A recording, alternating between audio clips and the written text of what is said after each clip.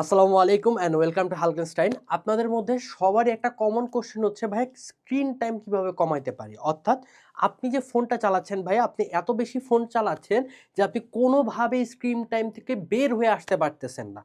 এখন এটা একটা প্রসেস কি? আমি হচ্ছে একটা ইনডাইরেক্ট একটা প্রসেস আপনাদেরকে শেয়ার করব।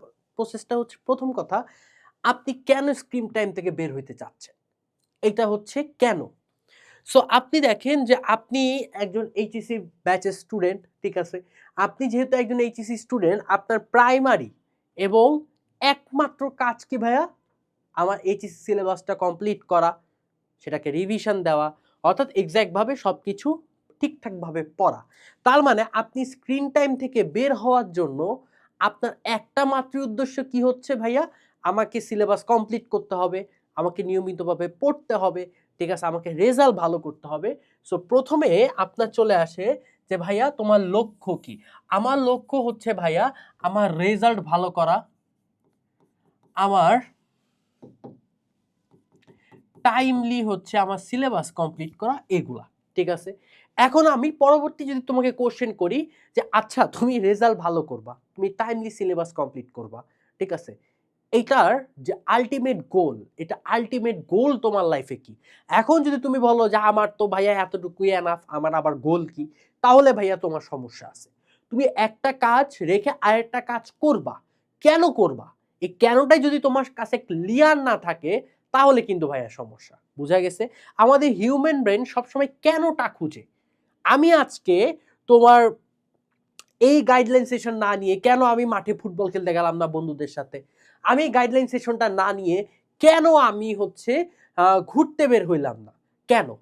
আমার কাছে প্রথম আমার অ্যান্সারটা আসবে, এই গাইডলাইনটা আমার তোমাদেরকে দেওয়া দরকার।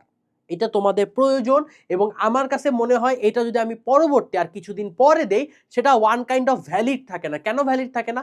তুমি এই গাইডলাইনটা দেখে যে নিজেকে রিকভারি করবা, ওই রিকভারি করার টাইমটুকু থাকবে না। তার মানে প্রথম কথা, এই গাইডলাইন দেওয়ার একদম 100% এফিশিয়েন্ট টাইমটা হচ্ছে এখন। সো আমি আমার খেলাধুলা, ঘোরা বাদ দিয়ে এই গাইডলাইনটা নিচ্ছি। বুঝা গেছে? আমি আমার ব্রেনকে এটাই বলছি। সো ব্রেনও আমাকে ওইভাবে পুশ দিছে। সো তোমাকে আগে দেখতে হবে যে তোমার যে আলটিমেট গোল, এই আলটিমেট গোলটা কি? ভাইয়া আমার লাইফের আলটিমেট গোল হচ্ছে আমি একজন ভালো ইঞ্জিনিয়ার হব, আমি একজন ভালো ডাক্তার হব, আমি একজন ভালো বিজনেসম্যান হব। সো তোমার এই আলটিমেট গোলটা ফুলফিল করার জন্য, তোমার যদি ইঞ্জিনিয়ার হয়, তো ইঞ্জিনিয়ার হতে চাও, তোমাকে বুয়েট, চুয়েট, আমার কুয়েট, রুয়েটে পড়তে হবে। তুমি যদি ডাক্তার হতে চাও তাহলে তোমাকে হচ্ছে তোমার এমবিবিএস কমপ্লিট করতে হবে, মেডিকেলে পড়তে হবে। তুমি যদি ভালো বিজনেসম্যান হতে চাও তাহলে তোমাকে হচ্ছে এফবিএস ডিপার্টমেন্টের জন্য ট্রাই করতে হবে। তুমি যাই করো না কেন, তোমার একটা লক্ষ্য আছে। এই লক্ষ্যটা তো যদি তুমি তোমার ব্রেনকে বলতে পারো যে আমার লাইফে এটা অ্যাচিভ করতে হবে এবং অ্যাট এনি কস্ট, এইটা হচ্ছে আমাদের অ্যাট এনি কস্ট, যে কোনো মূল্যে আমাকে অ্যাচিভ করতে হবে। দেখবা তুমি আস্তে আস্তে তোমার এই যে ডিস্ট্রাকশনগুলো, স্ক্রিন টাইমগুলো, এখান থেকে না বের হওয়ার জন্য একটা মোটিভ খুঁজে পাবা। তোমায় যাই কিছু করো না কেন, তোমার একটা মোটিভ দরকার। এই মোটিভটাই তুমি আস্তে আস্তে পেয়ে যাবা। এরপরে বলা হচ্ছে নিজের বাবা মায়ের দিকে তাকাও, দেখো তোমার বাবা সারাদিন এত কষ্ট করে, অফিস করে, তোমার জন্য যা যা দরকার সেটা ব্যবস্থা করে। তোমার মাসে তুমি চিন্তা করো তো, তোমার কলেজ, কোচিং, তারপরে আদার্স আউট খরচ সব মিলায় তোমার পিছে 15 থেকে 20 হাজার খরচ করে, কোনো না কোনোভাবে করে, কনভেন্স দিয়ে সব কিছু মিলায় খরচ হচ্ছে তোমার পিছে। তোমার বাবার বেতন পায় কতটুকু বাবা? আমাদের দেশে 1 লাখ ক্রস করা বাপের সংখ্যা খুবই কম, বর্তমানে খুবই কম, তাই না? অলমোস্টই তো হচ্ছে আমাদের ওই 40 থেকে ওই 60-এর মধ্যে। তার মানে চিন্তা করো, তোমার পিছেই যদি আমার 15,000 টাকা চলে যায় তোমার বাবার, থাকে কতটুকু বাবা? ঢাকা শহরে এই বাকি বাসা ভাড়া, ঠিক আছে, খাওয়ার খরচ সবকিছু মিলায়। তোমার একটা ছোট ভাই আছে, তোমার ছোট ভাইয়ের তো ফিউচার আছে, তোমার ছোট ভাইকে তো কিছু দিতে হবে, তাই না? তাকে তো আর হচ্ছে করে বসে রাখা যাবে না। তো চিন্তা করো তো কতটা কষ্ট। তোমার বাবা কি একটা বারো তোমাকে কোনো কমপ্লেইন জানাইছে? তোমাকে কি বলছে আচ্ছা আমার খুব কষ্ট হচ্ছে বাবা এই কোচিংটা তুই করিস না? তুমি যেদিন বলতেছো আমার এই কোচিংটা দরকার, পরদিন গিয়ে পারলে তোমার ভর্তি করায় দিচ্ছে যে আমার ছেলেটা আগে করুক। তুমি কি এটার দামটা কি দিতে পারবা না? অ্যাটলিস্ট এফোর্ট তো দিবা। তুমি বলতে পারো ভাইয়া আমি তো অনেক কষ্ট করতেছি, বাট আমি বুয়েটে হবে নাকি আমি তো জানি না, দরকার নাই বাবা, কিন্তু অ্যাটলিস্ট এফোর্টটা তো দিবা।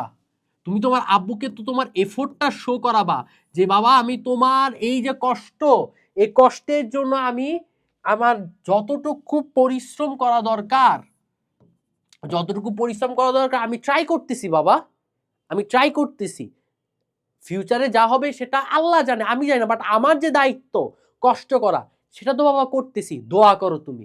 এই এতটুকু এফোর্টটাই তো তোমার কাছে চাইছিল না? ছোট্ট একটা এফোর্ট, এই এফোর্টটাই তুমি দিতে পারতেছো না। কেন দিতে পারতেছো না? একটা ফোন 15,000 20,000 টাকা দামের ফোন তোমাকে নিয়ন্ত্রণ করতেছে। ব্যাপারটা কি লজ্জার না? তুমি চিন্তা করো তো, যেই মা চাইলে একটা 7,000 টাকা দামের, একটা 6,000 টাকা দামের যদি বাসায় বুয়া রাখে, তার এত পরিমাণ কষ্ট করতে হয় না। যেই মা তোমার যদি একটা ওয়াশিং মেশিন যদি একটা কিনে, তার হচ্ছে কি করতে হয় না, কাপড়টা নিজ হাতে ধোয়া লাগে না। একটা একটা ছোটখাটো একটা একটা যদি হচ্ছে তোমার মাইক্রোওভেন কিনে, তাহলে প্রতিবার এত চুলার পারে এত কষ্ট করা লাগে না। কিনতেছে না। কিন্তু কাজের বুয়াটাকে কম দামি রাখছে, অর্ধেক কাজ করে বাকি অর্ধেক কাজ মা করে, ওই টাকাটা তোমার পিছে ঢালতেছে মা। তাহলে এই যে মা সারাটা দিন তোমার সকাল থেকে শুরু করে খাবার দাবার রান্না করা থেকে ঝড় বৃষ্টি যেটাই থাকুক, শরীরের দুর্বলতা জ্বর ঠান্ডা সব কিছু মিলায়া তোমার জন্য করতেছে, এতটুকু কি এফোর্টটা তুমি দিতে পারবা না চাইলে? না, পারবা না। কেন পারবা না? তোমাকে একটা 15 থেকে 20,000 টাকা দামের ফোন তোমাকে নিয়ন্ত্রণ করতেছে। কতটা আপসেট মোমেন্ট আমাদের জন্য, ডিস্ট্রাকশন।